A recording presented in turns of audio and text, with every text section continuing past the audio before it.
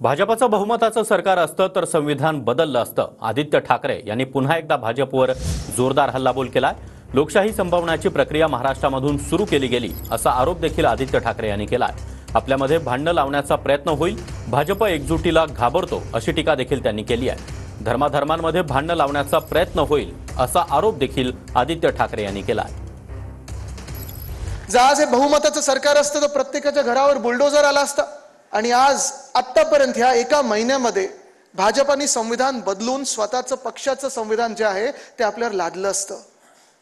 संविधान बदलणार होतं हे फेक नॅरेटिव्ह होतं आणि मी त्यांना सांगतो हे फेक नॅरेटिव्ह नव्हतं आणि देशाच्या जनतेला देखील माहिती आहे फेक नॅरेटिव्ह नव्हतं.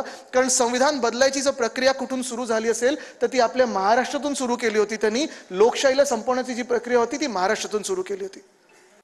आपल्यामध्ये भांडणं लावण्याचा प्रयत्न होईल, आपण विखुरले जाणार आहोत का? आपल्या धर्मांमध्ये मग हिंदू मुस्लिम असेल, सीख आणि दुसरे कुठचे धर्म असेल, आपल्यामध्ये भांडणं गैरसमज निर्माण करण्याचा प्रयत्न होईल, तेढी निर्माण करण्याचा प्रयत्न होईल, आपण भांडणार आहोत का? आपल्या समाजामध्ये मग मराठ्यांमध्ये असेल, ओबीसी मध्ये असेल, इतर कुठच्याही समाजामध्ये असेल, जातीमध्ये असेल, आपल्या जिल्ह्यांमध्ये असेल, भांडणे निर्माण करण्याचा प्रयत्न होईल, आपण भांडणार आहोत का? भाजप जी घाबरते ती एकजुटीला घाबरते.